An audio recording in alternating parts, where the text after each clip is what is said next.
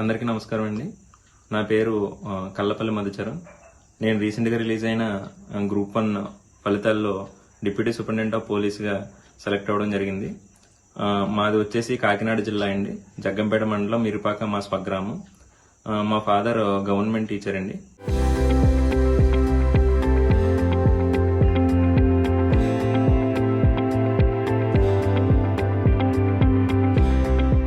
Present school assistant physics Samarlakota high స్కూల్లో విధులు నిర్వహిస్తున్నారు. అలాగే అమ్మగారు గృహిణి. మా బ్రదర్ నేను కూడా ఒకేసారి 2019లో పంచాయతీ కార్యదర్శులుగా సెలెక్ట్ అవ్వడం జరిగిందండి. నేను ప్రజెంట్ కే నాయకంపల్లి గ్రామ పంచాయతీలో గ్రామ కార్యదర్శిగా పనిచేస్తున్నాను. బ్రదర్ వచ్చేసి రామేపాలెం గండేపల్లి మండలం రామేపాలెం గ్రామ పంచాయతీలో పంచాయతీ కార్యదర్శిగా పనిచేస్తున్నారు. నా యొక్క చదువుకు సంబంధించి నేను 10th క్లాస్ వరకు గవర్నమెంట్ హై స్కూల్ ఏలక్షన్లో చదువుకోవడం జరిగిందండి. దాని తర్వాత ఇంటర్మీడియట్ ఆదిత్య జూనియర్ కాలేజ్ కాకినాడలో జరగడం జరిగింది. తర్వాత sir CR Reddy college of ఇంజనీరింగ్లో కంప్యూటర్ సైన్స్లో 2019లో పాస్ అవుట్ అవ్వడం జరిగిందండి. 2019లోనే నాకు ఎటోస్ ఇంటెల్లో ఎంఎన్సి కంపెనీలో జాబ్ వచ్చినప్పటికీ దాంట్లో జాయిన్ అవ్వకుండా నేను యూపీఎస్సీ ప్రిపరేషన్ కోసమని ఢిల్లీ వెళ్ళడం జరిగింది. సో పబ్లిక్ సర్వీస్ చేయాలనే డ్రీమ్తో నేను ఆ జాబ్ని రిజెక్ట్ చేసి ఇలా యూపీఎస్సీ సివిల్ సర్వీస్ వైపు అడుగులు వేయడం జరిగింది. 2019లో అదే సంవత్సరం రిలీజ్ అయిన సచివాలయం నోటిఫికేషన్లో నేను మళ్ళీ మన కోచింగ్ జరుగుతున్న సమయంలో ఈ యొక్క జాబ్కి పంచాయతీ కార్యదర్శి జాబ్కి సెలెక్ట్ అవ్వడం జరిగింది. సెలెక్ట్ అయ్యి ఎర్రంపాలెం గ్రామంలో సుమారుగా 3 సంవత్సరాలు విధులు నిర్వహించి 2022లో లాంగ్ లీవ్ పెట్టి మళ్ళీ నా యొక్క డ్రీమ్ వైపు కొనసాగాలి, ఈ పబ్లిక్ సర్వీస్లో ఖచ్చితంగా నా ఎడ్యుకేషన్ యొక్క పర్పస్ అనేది ఫుల్ఫిల్ చేయాలి, 10 మందికి సాయం చేయాలనే సదుద్దేశంతో మళ్ళీ నా యొక్క డ్రీమ్ వైపు కొనసాగించాలని 2022లో లీవ్ పెట్టి 3 సంవత్సరాలు సుమారుగా 2.5 సంవత్సరాలు సుమారుగా ప్రిపేర్ అయ్యి నేను రెండవ ప్రయత్నం ఇది గ్రూప్ 1 ఫస్ట్ ప్రయత్నంలో నేను ఇంటర్వ్యూ వరకు వెళ్ళలేకపోయానండి. మెయిన్స్ రాశాను కానీ కొన్ని మార్క్స్ తేడాస్తో ఇంటర్వ్యూ కాల్ లెటర్ రాలేదు. సో ఇది నా సెకండ్ అటెంప్ట్లో నేను డిఎస్పీగా సెలెక్ట్ అవ్వడం అనేది జరిగింది. ఈ జర్నీలో నేను ఒకటే చెప్తానండి, ఓపిక సహనంతో ఎవరైతే పట్టుదల విడవకుండా ఈ జర్నీలో ఉంటారో వాళ్ళకి ఖచ్చితంగా విజయం అనేది వరిస్తుంది. ఒకరు ముందు ఒకరు వెనక వెళ్ళొచ్చు కానీ ఖచ్చితంగా ఓపిక ఉంటే ఖచ్చితంగా విజయం సాధిస్తారు. నాకు ఈ జర్నీలో ప్రతి అడుగునా కూడా మా పేరెంట్స్ అండ్ ఫ్యామిలీ సపోర్ట్ అనేది ఉందండి. నువ్వు ఏం చేయాలన్నా చెయ్యి, మేము వెనకాల వెన్నంటే ఉంటామని మా నాన్నగారు ఇచ్చిన సపోర్ట్ అయితే మాత్రం అంతా ఇంత కాదు. అందరూ ముందుకు వెళ్ళిపోతున్నారు, సాఫ్ట్వేర్ ఎంప్లాయీస్ అయిపోయి లక్షల్లో జీతాలు సంపాదిస్తున్నారనే నిరుత్సాహపడకుండా నేను కూడా చదువుకోవడం జరిగింది. సో ఈ జర్నీలో మెయిన్గా చెప్పదలుచుకున్నది అదే ఒక్కటేనండి, మన ఎడ్యుకేషన్ అనేది 10 మందికి సహాయం చేసే రూపంలో ఉపయోగపడితే అంతకన్నా దాని యొక్క సార్థకత ఏముండదు అని భావించి నేను ఈ పబ్లిక్ సర్వీస్ వైపు రావడం జరిగింది.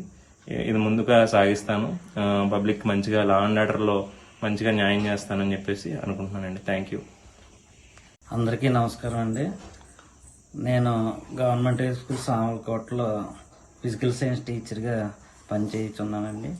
మాకు ఇద్దరు అబ్బాయిలు కూడా ఇంజనీరింగ్ చేసి మంచి నడవడికల ద్వారా వాళ్ళు కాంపిటీషన్స్ ఫేస్ చేస్తూ, మా చిన్న అబ్బాయి గ్రూప్ 1 రిజల్ట్లో డిఎస్పి సివిల్కి సెలెక్ట్ అయ్యాడు.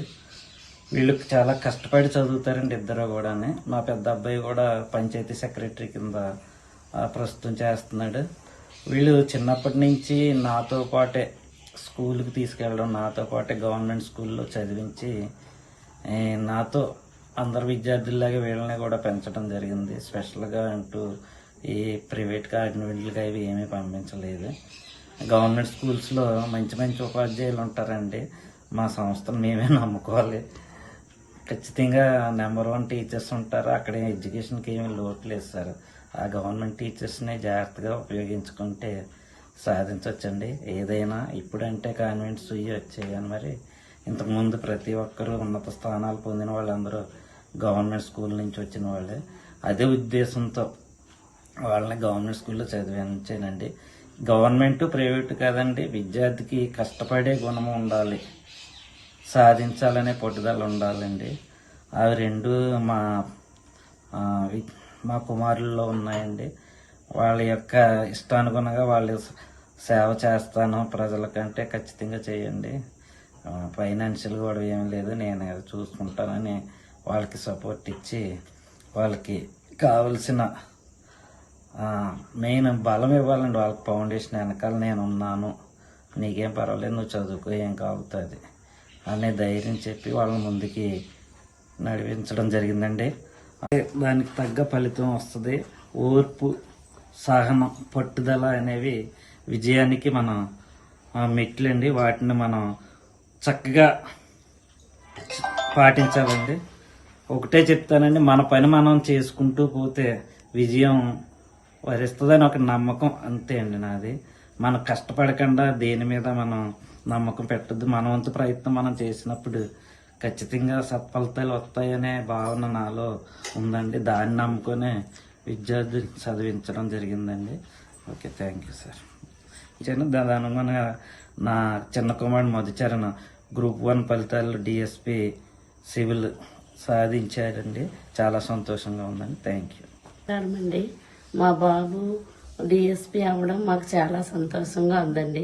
చాలా కష్టపడి చదివాడండి. ఎంత కష్టం అంటే చెప్పలేనిదండి. కష్టం, చాలా కష్టపడ్డాడు. మా కళలో నెరవేర్చాడండి మా బాబు. మాకు చాలా సంతోషంగా ఉందండి. Thank you. మేము పంచాయతీరాజ్ డిపార్ట్మెంట్ అండి. యాక్చువల్గా మా డిపార్ట్మెంట్లో ఎన్నో ఒడిదుడుకులు, ఎన్నో ఒత్తిళ్లు ఉంటాయి. ఆ ఒత్తిడితో మనం ఉద్యోగం చేస్తూ డిఎస్పీగా ఎంపిక అవడం అంటే ఆయనకి కాదండి, మా అందరికీ కూడా గర్వకారణం. ఎందుకంటే తల్లిదండ్రులకి పుత్రుడు జన్మించినప్పుడు పుత్రోత్సాహం కాదండి, ఆ పుత్రుడు ప్రయోజకుడు అయ్యాక అది ఆనందం. అదేవిధంగా వాళ్ళ యొక్క కళని మా మధుచరణ్ నెరవేర్చాడు. వాళ్ళు ఎంత సంతోషిస్తున్నారో మేము అంతే స్థాయిలో సంతోషిస్తున్నాం. ఎందుకంటే ఒక గ్రామ పంచాయతీ ఉద్యోగిగా, ఒక పంచాయతీ కార్యదర్శిగా పనిచేస్తూ గ్రామ స్థాయిలో డిఎస్పీగా ఎంపిక అవడం అంటే మామూలు విషయం కాదు. చాలా చాలా ఆనందంగా ఉంది. ఆయనకి మరోసారి మేము అందరం కూడా అభినందనలు తెలుపుతున్నాం మా పంచాయతీరాజ్ డిపార్ట్మెంట్ నుంచి. Thank you. Local to global news at your finger tips. మీ చేతిలో ఒక ఆయుధం. Download R TV app. Media legend Ravi Prakash is back.